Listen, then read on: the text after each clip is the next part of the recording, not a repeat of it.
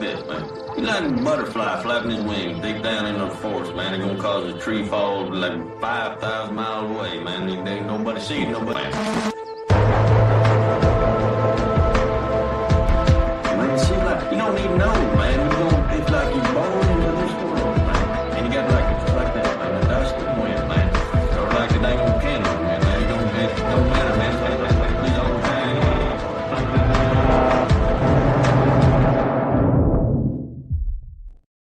All right, Newsfist. Welcome to the Jay Burden Show. How you doing, man?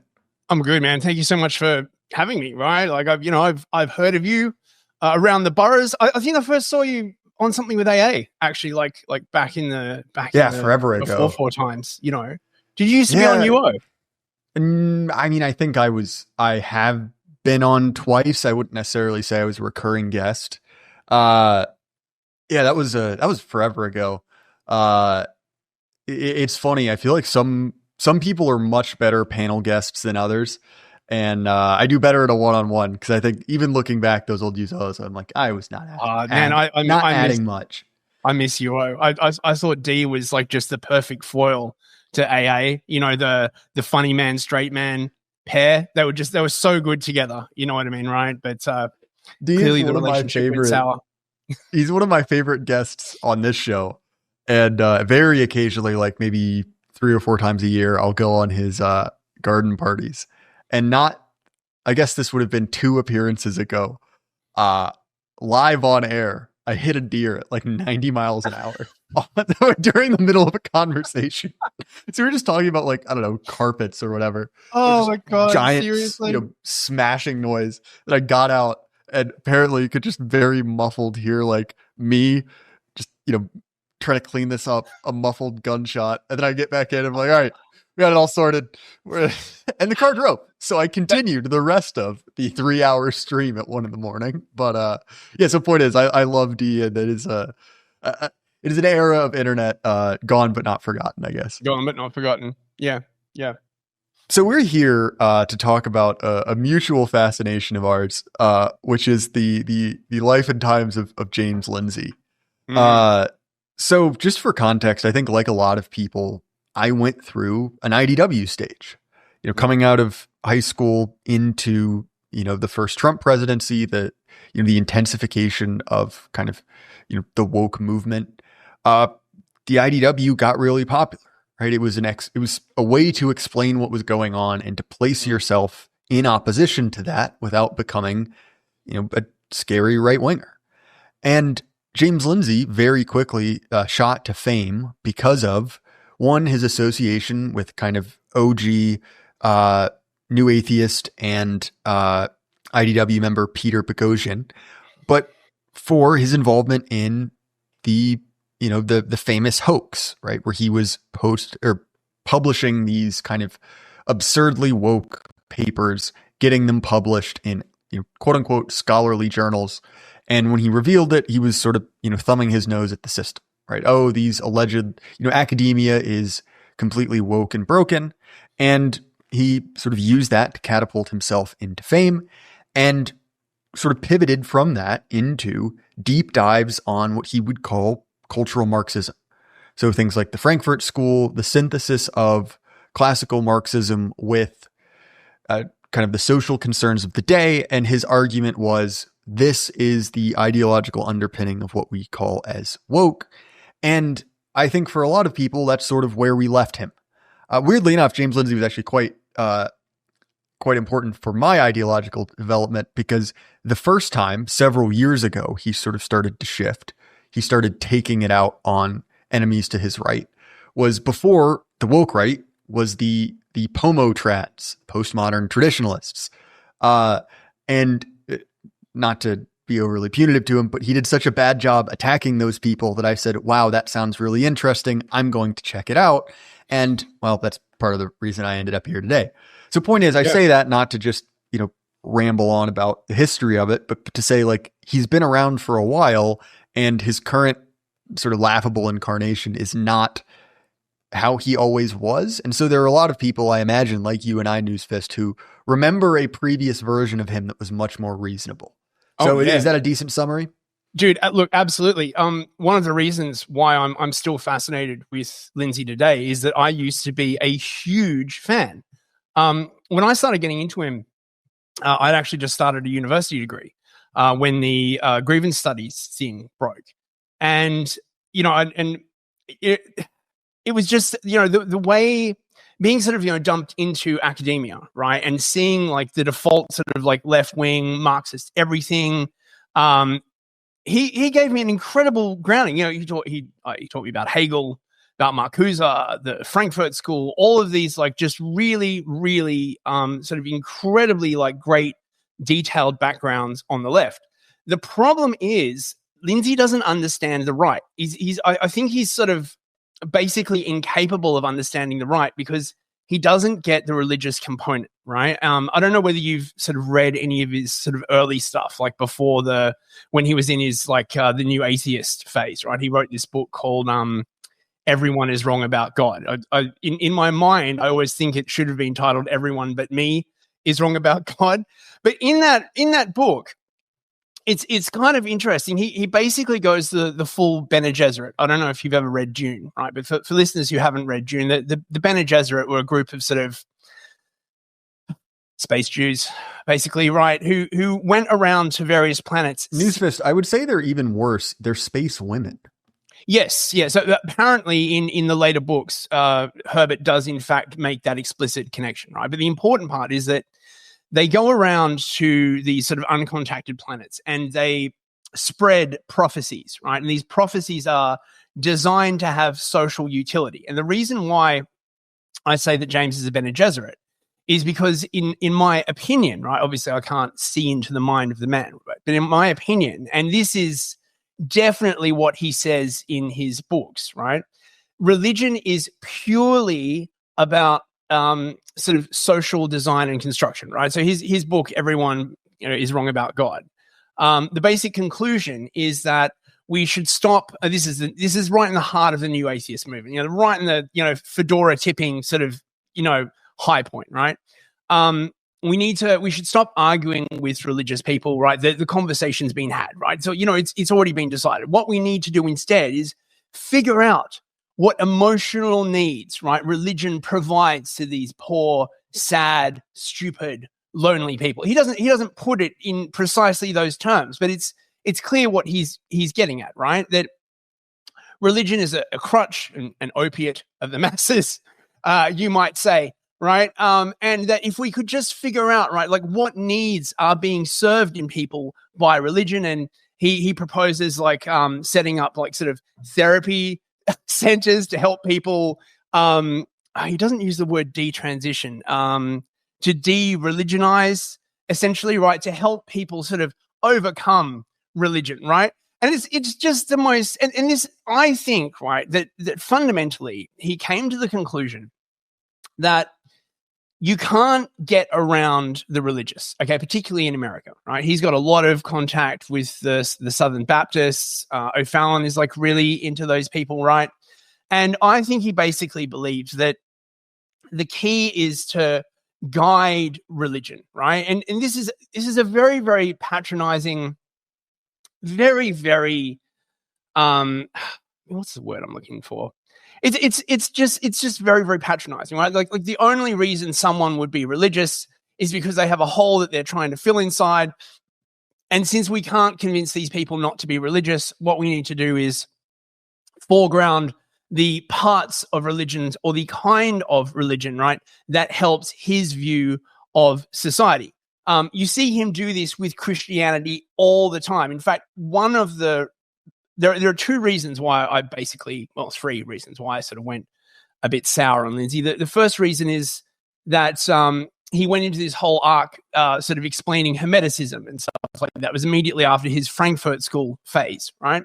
And then he just completely ignored the very, very strong component that Judaism had into Hermeticism. In fact, you could make an argument. I've made this argument. Other people like Hegelborg as well caught this too, that really it would be more appropriate to say that Hermeticism in the Western sense descended from Lurian Kabbalism, right? And Lurian Kabbalism, of course, is very a big part of Judaism, right? Zabbatai For Zevi those after who the aren't Spanish familiar expulsion. with these more like esoteric stuff, if you can in your mind substitute the lore of Neon Genesis Evangelion for Kabbalism, you're not missing much. Just a brief aside, but it is very weird out there stuff. So I say that partially as a joke, but also to say like this is a very bizarre, odd tradition. Sort of viewer beware. But if you were having a conversation about Hermeticism, I mean, it would be like talking about rock and roll without mentioning Elvis.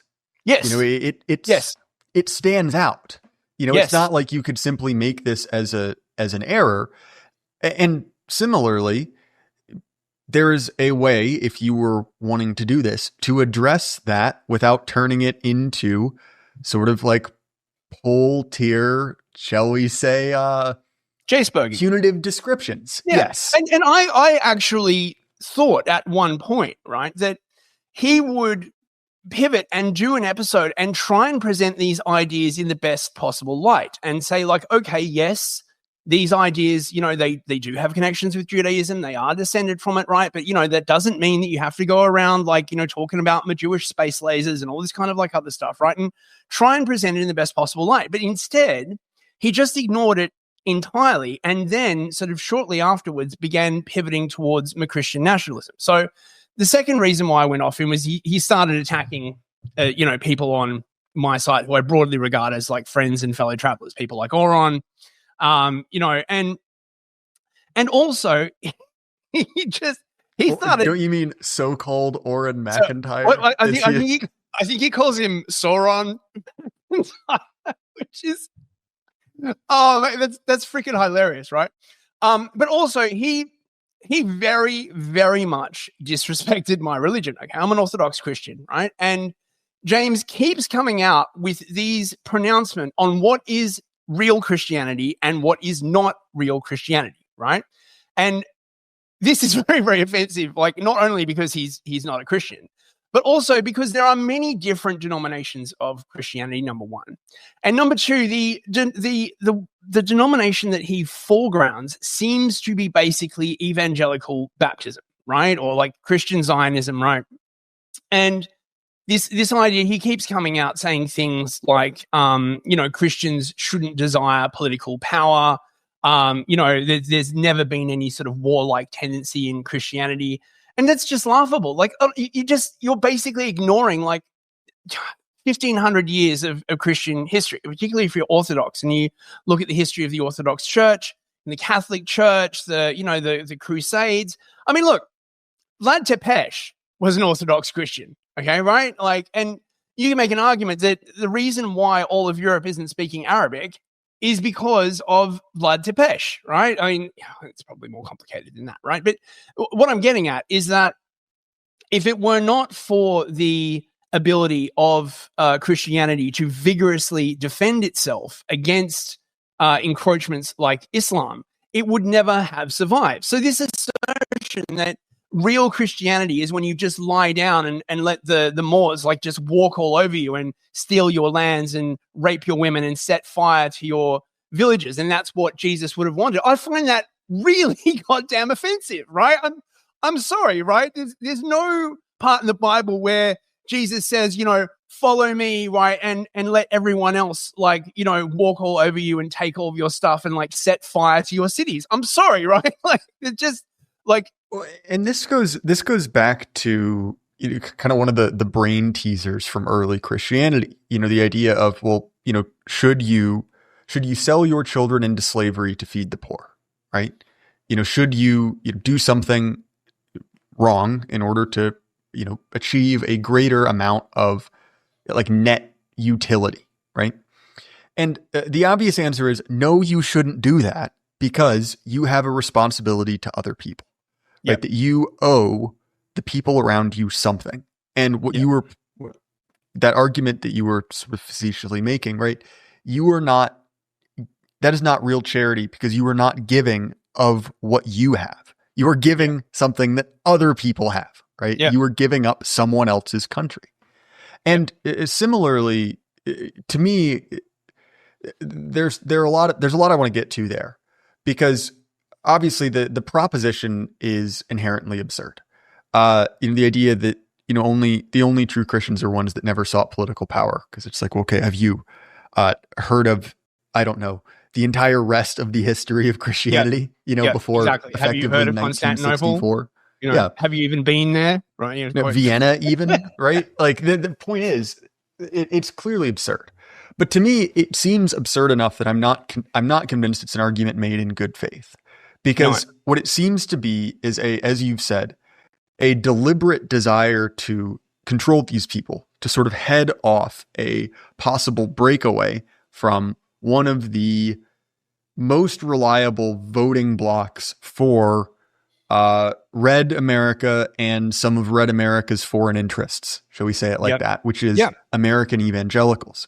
Because if you look at who he's going after, well, certainly he is going after less and less every day, but the left, right? He still says mean things about them from time to time. And, occasionally he will go after kind of like the Nietzschean right. But let's be honest, he's really going after people who speak to normal religious Americans. Why does he hate R.N. McIntyre? Well, because R.N. McIntyre is someone who is effectively directly targeted at normal Americans.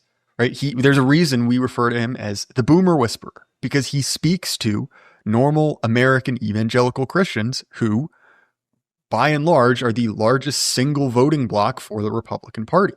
Effectively, it is a desire to keep them back on the plantation, right? To keep them, within that tightly controlled box.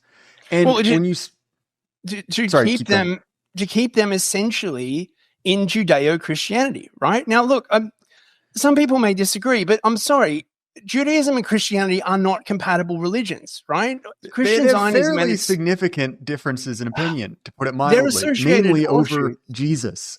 Yeah, their associated offshoots are basically a two-headed, malformed mutant, like something out of The Thing or a Mad Max film or something, right?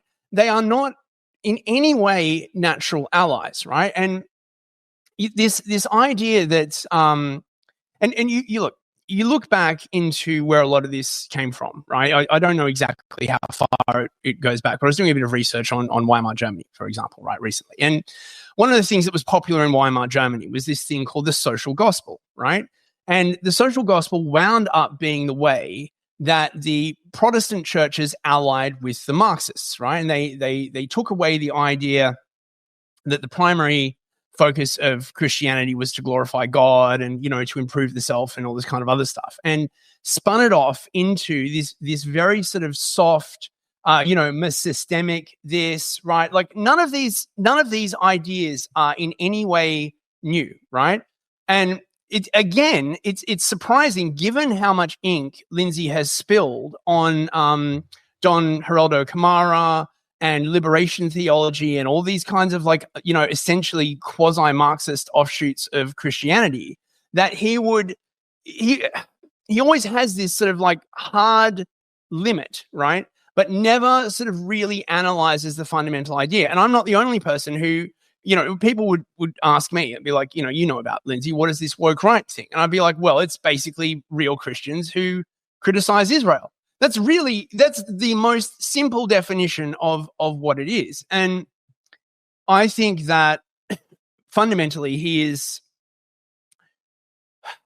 I think it was Hannah Arendt. I'm not 100% sure, but this idea that the essential part, right, the thermometer, the most essential part of Western society, right, its most essential attribute is how it treats the Jewish people, right? Now, this is very, very problematic if you have a Christian country, right? But this seems to be basically what he's going with, right? Any sort of form of Christianity that does not forefront, the Jewish people over the Christians, right, is a problem. But as I'm sure you are aware, right, like that, all that kind of like stuff is basically mainly post World War II. So for the Catholics, it's Nostra Aetate and Vatican II, and it's this very, very, quite frankly, manipulative thing that's going on, where the Christians and the Jews, they have a dialogue. but it's not really a dialogue, right? When Nostra Aetate came out, and the Catholic Church had to, redefine a bunch of its stuff on, the deicide and, how it feels about the Jewish people. The Jews didn't have to, reform Judaism in response, right? You see this over and over. They basically get to keep their religion, right, as it is, right? Because, to mess with that would be, an affront and no. But the Christians, they have to alter like a whole bunch of stuff. And I am honestly confident that if it were not for the insane amount of backlash that would accompany it, they would quite happily censor the Bible, right? They would go through it and, we can't have that bit. We can't have that bit. You can't get around what is actually in the Bible. This is why Judeo-Christianity is inherently a massive contradiction. You have to just ignore a whole bunch of stuff to make it work. Yeah, and I think that it's important to remember that, at least as of current writing, Lindsay himself admits that he is not a Christian. But he says over and over again, I am not, I don't believe in it. But he continually cynically evokes, at least cynically from my perspective, religious language. Yep. Right? You and your co-host played a great clip, and I'll be sure to link that stream down in the description going over this. Of him at his own conference, which is sort of a funny thing to do. A conference just for you and by you. Although now that he says it, maybe I'll do one. The point is, right, he does this conference, and in his keynote speech, he's speaking in a way that is just dripping in religious symbolism, right? That he speaks about liberty as a covenant, right? As a deal between you and not God, but just between you liberty? and exactly, liberty, right? Yeah. And it is sort of like midwit nonsense stuff, right? He's not really saying anything, but it's spoken in such a way that it feels as if, with a few proper nouns moved around, it could be, a sermon. And it feels very cynical. It feels very deliberate. It feels as if this is an attempt to sort of smuggle something in under the guise of a religious conversation. Did you ever go through the New Atheist sphere? Not really. I was basically sort of apolitical, sort of up until COVID happened. Really, I started going to university, and for a brief time, I actually lived within the comfy bubble. I was like, maybe the world really does work the way that, they say it is. And maybe like government is like really good for us and na, which was, sort of not really my sort of general, milieu. And then COVID happened and I was like, oh yeah, right. No. I used to be into a lot of, spirituality and sort of like weird sort of woo-woo crap, which, puts you in this very, very sort of like weird position where you supposedly don't believe in God, but you believe all this other crap, like non-physical crap, right? And what I realized later on was that it's easier to and I see a lot of people in this situation, right? What they have been told about God is very, very historically inaccurate, right? It's sort of like a modernist kind of thing. You know what I mean, right? Like, so, if God exists, why evil happen, right? Like, God can literally do anything. So why doesn't he run the world like Stalin? Right, like this is the essential problem, right? People never think of this more than one step ahead, right? You can't say that God is good, right, and that he allows humans free will, and yet at the same time say that if he was good, right, he would run the entire universe like some kind of woke prison camp, right, where everyone is, basically a robot, right, and you have no freedom of will and all this kind of like other stuff. It's completely counter to Christianity. The whole point of Christianity is that you have the freedom to choose or not to choose, because forced conversion means nothing, right? How is it in any way from the heart if someone puts a gun to your head and it's like, you're a Christian now? By the way, this is one of the reasons why I don't believe in forcibly converting the Jews or any other group, right? It's retarded, right? Like you're not, you I can't mean, Spain get, tried that, and it caused a whole lot of problems for them. Yes. That experiment's been run. yes, exactly. You can't force, you should not forcibly convert people, but you get religious fervor. So yeah, wait, what was the question? I've kind of like, Well, no, by the way, reason just I brought up sorry, go on. I brought up New Atheism is because you'll remember very quickly after the New Atheist movement had kind of run its course, there was Atheism Plus, right? Which was, well, it's all the same stuff, but also progressive social values. And then, as we've learned, right, politics does not brook an and very, very quickly the cringe atheism got pushed out for progressive social politics, and it became an organization of progressive social politics. And to me, that's exactly what I see happening here. That there's this sort of syncretic religion of like post-war consensus liberalism in ultimately service of the relationship between the US and Israel. Yes. And also Christian stuff. Yeah. And we've seen how this goes. One of those priorities wins out. You cannot serve both God and mammon. And well, I think it's very clear which way that's biting, right? Which one is winning out between the two. And I think it's particularly interesting the way in which he attacks his enemies in a religious context. So do you remember the epic meltdown over R.N. McIntyre, where he referred to him as a Babylonian demon? Yeah. I mean, the crazy thing about Lindsay, right, is that he has unironically done more for the right probably than any other person, right? Because he's constantly foregrounding.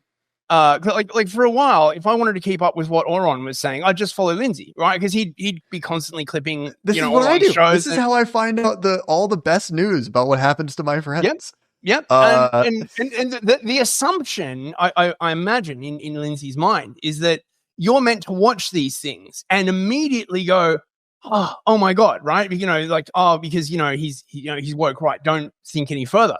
But of course, I just watch this stuff, and a lot of other people I know have watched this stuff, and I'm like, what's the actual criticism to this? But there isn't really any actual criticism, because he's essentially trying to defend the indefensible. When you're trying to defend the indefensible, you don't really sort of get into the details, right? You'll notice, for example, what he really doesn't like to debate people, right?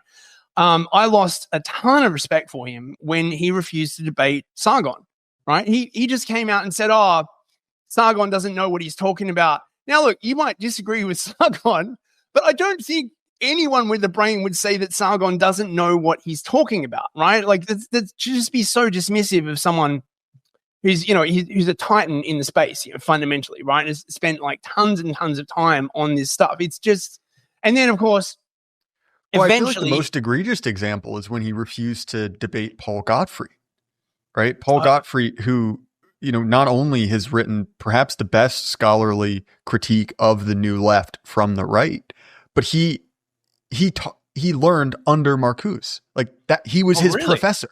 Yes. And Lindsay basically said, he doesn't know what he's talking about. I'm not going to debate him, which, like, say what you will about Paul Gottfried. Paul Gottfried really knows what he's talking about. He's made a career out of this. He's been one. I mean, he is one of the longest fighting members of the paleo-conservative movement. He's been around forever. He's incredibly well read. And the idea that, he's simply below you is, it speaks to a certain arrogant attitude that I don't think endears Lindsay to many people. And this is why a lot of people think that his positions are fundamentally cynical, right? Because it seems like there are fixed beliefs that he does not want to articulate. And I think that ultimate fixed belief is Zionism, right? I have come to the conclusion that Gentiles believing in Zionism makes them go insane, right? And, if you think about this for a bit, this would make a lot of sense. Okay, you're essentially subscribing to a theory in which you are a supremacist, a racial supremacist for another group, right? Now that's that's going to mess with your head, right? But not only that, the contradictions begin to multiply, especially after October 7th, right? The idea that you can hold in your mind the idea that Israel has never done anything wrong, whilst at the same time, I think they're up to like 7 simultaneous wars by now. Like you could make the argument that there's a special case, and no. But they go beyond that and try and essentially argue sort of again the special pleading, right? That they are the special people, the chosen people, and all this kind of other stuff, right? But you're not part of them, right? And I think he doesn't want to say this, of course, right? Like, in as many words, because then he would be massively delegitimized. So instead, he dances around it and he starts saying stuff like, you can't be Christian if you hold a negative opinion of Israel, and no, and all this kind of like other stuff, without basically sort of coming out and saying it, right? It's also quite strange that. So one of the things that I really enjoyed that he did a deep dive on an author called Robert J. Lifton, right, who did communist brainwashing in something brainwashing in communist China, right? Really, really good book, right? He interviewed like a bunch of Westerners after they come back from China and been brainwashed by the CCP, and it turns out really all they were basically doing was sticking them in these sort of big dormitories together where they all watched each other and they did relentless self-criticism, right? It wasn't anything high-tech. The Americans like, oh, what's this? It must be drugs, or no, it's just a very, very simple human psychology, right? So James does a whole thing on this and rails against it. And then a year later, he turns around and he does an episode on what is a massively forced piece of propaganda, right? Like this German woman, she's like grown up, she's like, writing this, memoir about like, when she was like a Nazi as a child, and she alienated a friend of hers, and the whole thing is basically one big self-criticism session, right? And it's these kinds of inconsistencies, these kinds of misses, right? Where yes, the communists do the brainwashing, right? But the West would never do such a thing. All governments, right, do this kind of thing, right? And it's this lack of what's the word I'm looking for? It's this partiality, right? That really grated with me and grates with a lot of other people, quite frankly, right? You only sort of criticize people, or regimes when they are against the interests of this certain group, right? And you just hope that no one notices, basically. Well, and to me, and this is a point that Dave, the distributist, made in his most recent stream, which was quite good, which is basically like, what does this look like for me, right? Like, okay, talk me through this deal being offered. So the deal is I get to support someone else's interests forever with no conditions. Okay. Mm-hmm. And in return, I am not allowed to advocate for my own. Everyone must be an atomized individual with no special treatment one way or the other. But also everyone else is acting as a cabal except for me. Yeah. Everyone else is acting in group interest.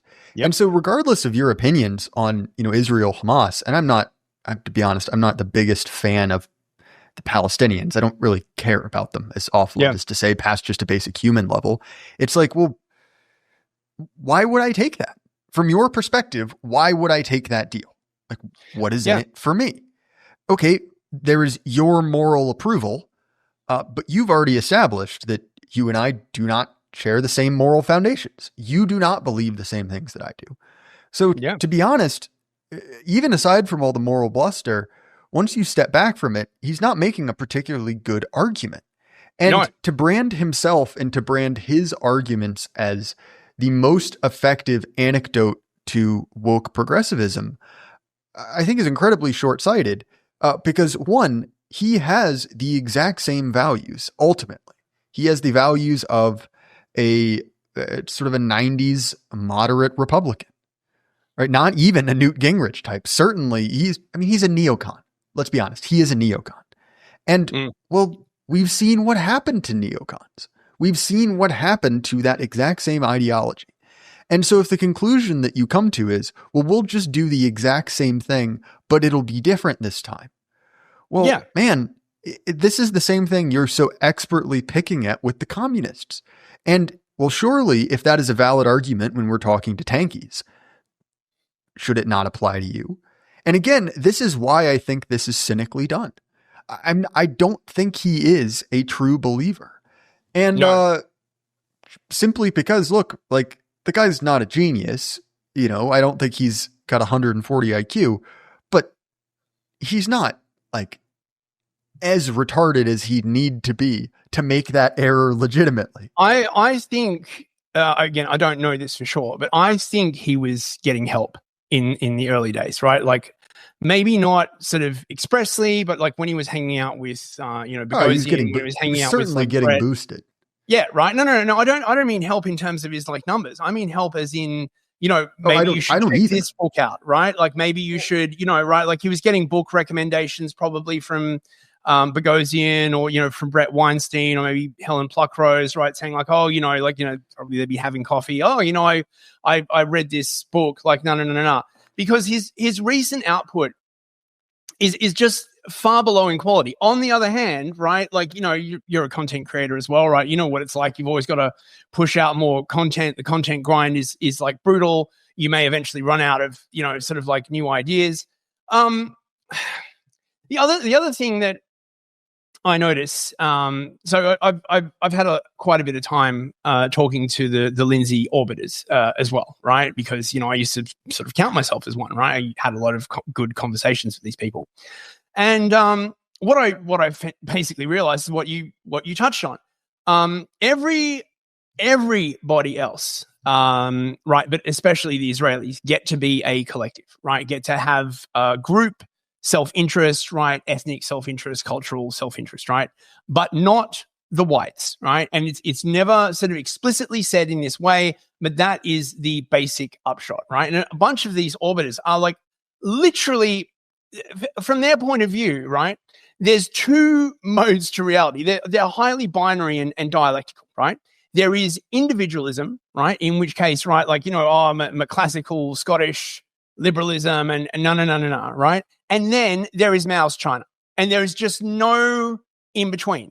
And I've tried to point out to these people that everything in modern government and politics is at least partially collectivist, right? Shit, a football team is partially collectivist, right?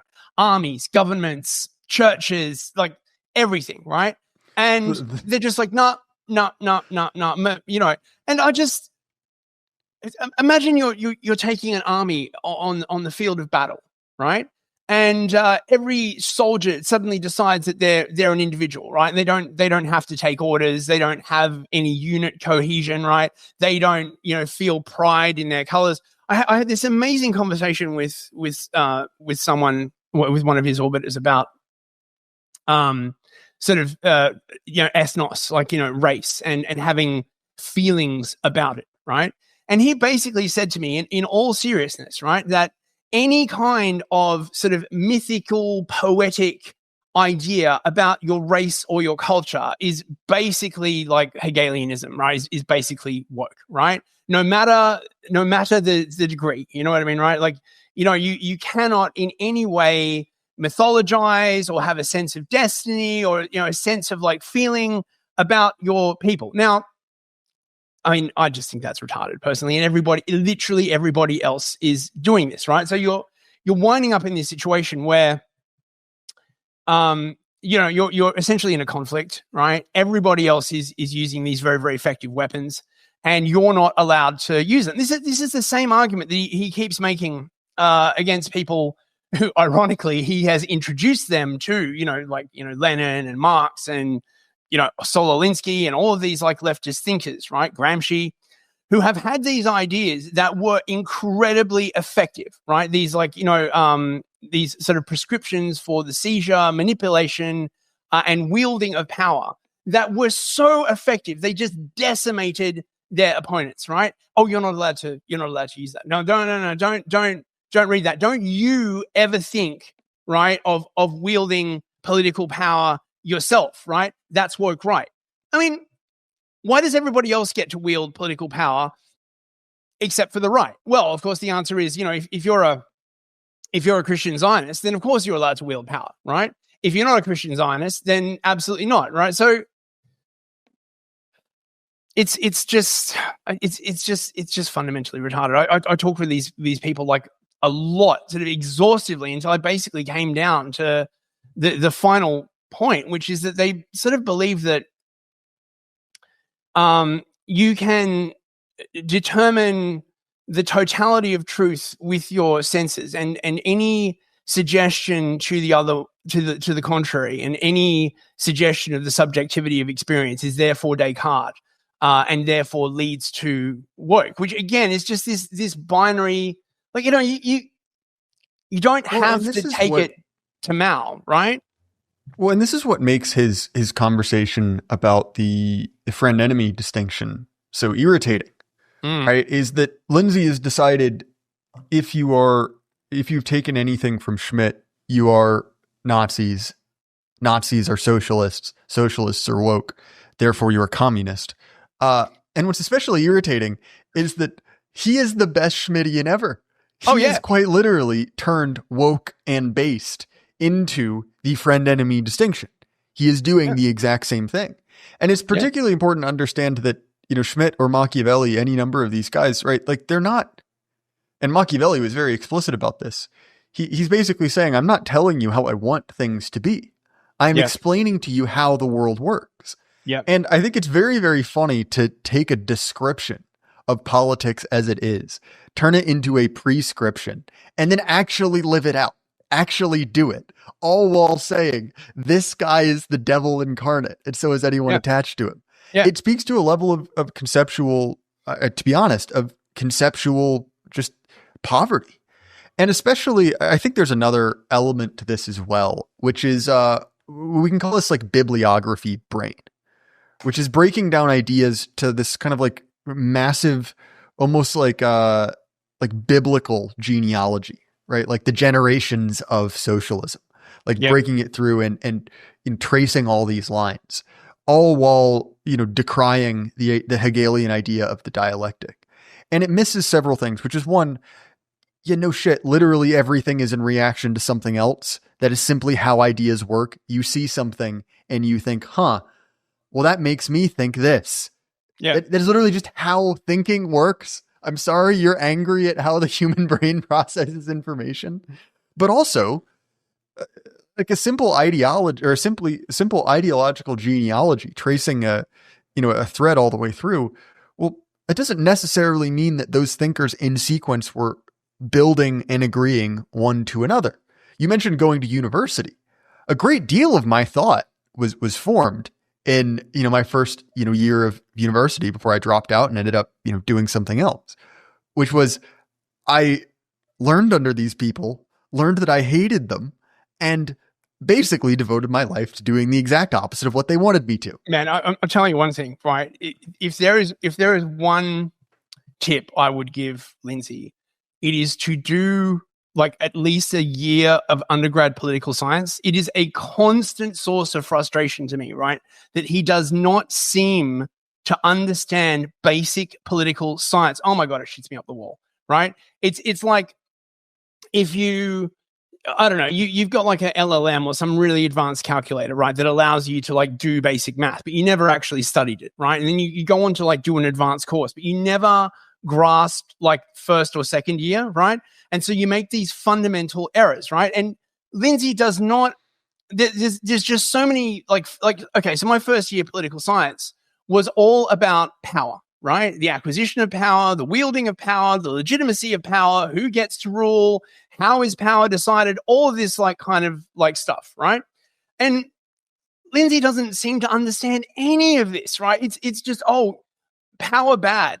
Dude, power is just a neutral thing. You will notice, by the way, when they shit all over Machiavelli, they just talk about the prince. They never mention Discourses on Livy, right? Which is by far the better work, in my opinion, right? Where Machiavelli just basically illustrates all of these points about rulership by using historical examples, right? It was a big thing at the time, actually, right? Like the way you taught politics to people was you would take a historical event and then you would say, the lesson that you can take away from this historical event is such and such. You know what I mean, right? So like, don't use mercenaries, for example, right? Because they have no love for your country. And then as soon as the money runs out or things get too hard, they will like turn on you, right? And you use an event from history to illustrate this, right? Discourses on Livy is filled with this. My favorite book of his, right? Oh no, they always go like straight to the Prince, right? Which was literally written to try and get him back into the good graces of I forget the exact ruler, but basically he got exiled. He pissed off somebody powerful. In order to try and get back into the good graces of the royalty, he wrote this book, right? Power as it is, power is just a thing. You can use it for good or for ill, right? You could gain power, right, and use it to make society better. You could gain power and use it to make society worse. You could gain power and use it to help people. You could gain power and use it to enrich yourself. Power is a neutral thing, right? And without it, nothing happens, right? And Lindsay's suggestion for the right is basically, as you were saying, just shut up, right? Just sit down. We'll all get back to the 1990s somehow, right? The 1990s was not stable, right? This is the other thing that really annoys me. There's no such thing as a steady state society, right? Even, Plato was the first to observe this with his cycle of societies thing, right? You've got anarchy, then a strong man arises, you have a principality, he then turns bad, you have a tyranny, people overthrow him, and they're like, well, we can't just trust one person to rule us. So they like elect a few people, right? And then you have aristocracy, and then they turn bad, it turns to oligarchy, then the people overthrow them, and they're like, well, we can't trust power to just a small group of people. So then they get democracy, right? And then democracy falls apart and you get anarchy again, right? And the whole thing just goes round and round and round. Plato wrote that 2000 BC or something like that, right? That's probably worked right. Dude, fuck off, right? This whole idea that and this is a common error of Lindsay's thinking, that he takes something that is observably true in the ways that humans act or organize, whether it is something like identity politics or the friend-enemy distinction, and he doesn't like it because it doesn't match up with his post-war liberal ideology. Yep. And ironically enough, as someone who screeches about the Soviet Union until he's blue in the face, he makes the same problem that Lysenko did, which is he seeks to stand on the shore and bid the tide to halt. He is trying to force human nature into his ideological paradigm. He is trying to basically create, instead of the new Soviet man, a new liberal man. Yeah. And unfortunately, that doesn't work. Very clearly, that doesn't work. Well, it's a leftist. If it's a leftist thing. If you read his early work during New Atheism, right? He's expressly trying to remove religion from man.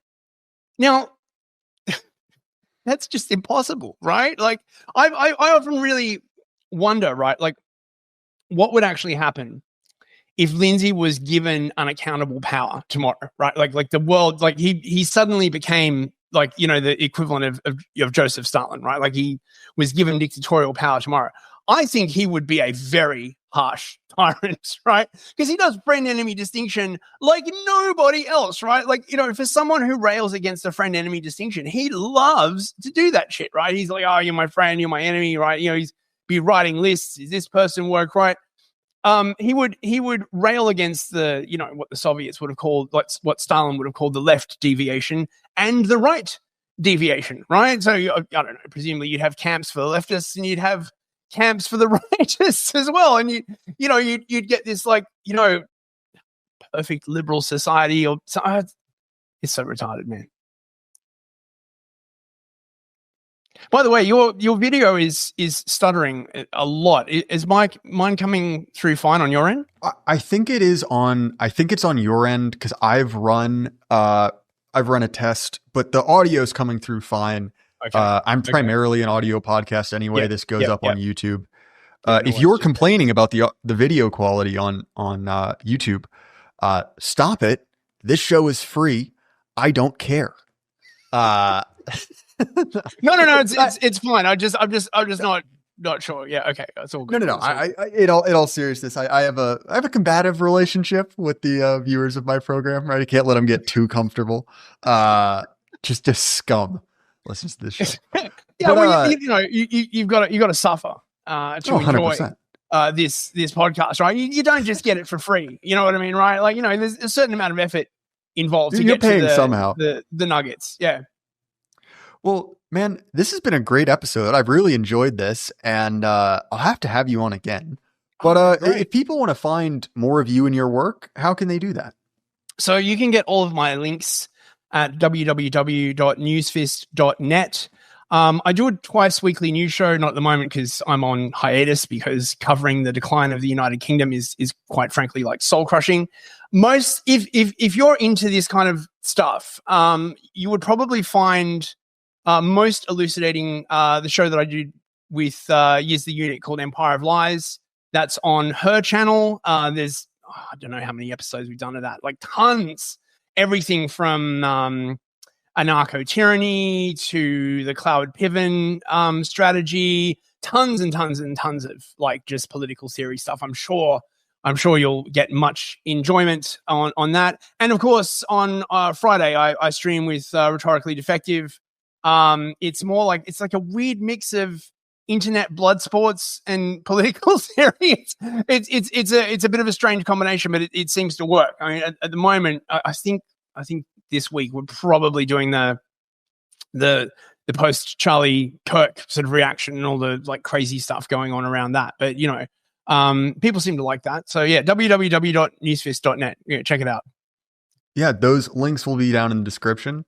I think that I'll probably link to one of your streams on Lindsay because there's a lot of stuff we didn't touch, including his brief career as a martial artist and masseuse, which is literally the most embarrassing thing in the world. I'll be honest. There's an article which you can find from a local newspaper where Jim Lindsay was talking about his short time professionally touching men. Where hey, no man, joke, the hands that hurt are also the hands that heal. That's what I was about to say. That is a phrase you would have to send me to Gitmo. Like you would have to get out the tongs and the battery cables and you'd have to torture me to get me to say something that embarrassing. I'm not sure that he actually said that. It might just be something that the local news reporter I don't know if you've ever been covered by local news, but oh yeah, they do all kinds of stuff to fill. But it is hilarious given how just incredible. Look, this is the other thing that problem I have with Lindsay James. If you ever watch this, mate, right? You need to develop a sense of humor, right? Like really seriously. One of the things that I just find baffling about the guy is he just never laughs, right? He is so intensely brittle, right? Even when he tries to be self-deprecating or tries to use humor, it just comes off as incredibly false. I really think that he believes that he is in a titanic struggle, with the forces of darkness, right? And there's no time to laugh or take a break. Dude, just, why so serious? Like really, right? Why so serious? He'd probably say have you ever seen the results of communism? Yes, I have, right? It's still no reason to never laugh. Like honestly, just develop a sense of humor. Don't be so goddamn serious all the time. Like really, you're not helping anyone. And everyone, I think, instinctively realizes this. And this is one of the reasons why they mock him. And despite the fact that I do mock him quite a lot, I do still kind of respect him in a way, right? Otherwise, I would have just discarded him and I wouldn't pay any more attention. I'd be like, right, I've reached the end of your argument. You're done, right? I still hold out some kind of hope, I guess, that he will sort of like, realize like the ideas that he is espousing are incredibly toxic, right? Particularly to whites, right? And, like, oh, how dare you? I mean, it's just the classic leftist thing, right? Oh my God, you're a racist. Oh my God, you're a Nazi. Well, we've done that. Okay, right? You can rebrand Nazi as woke right if you want, okay? And you can rebrand having any kind of concern for your ethnic group as like, racist. Oh, I don't know, like, what, that's probably woke right as well, actually, right?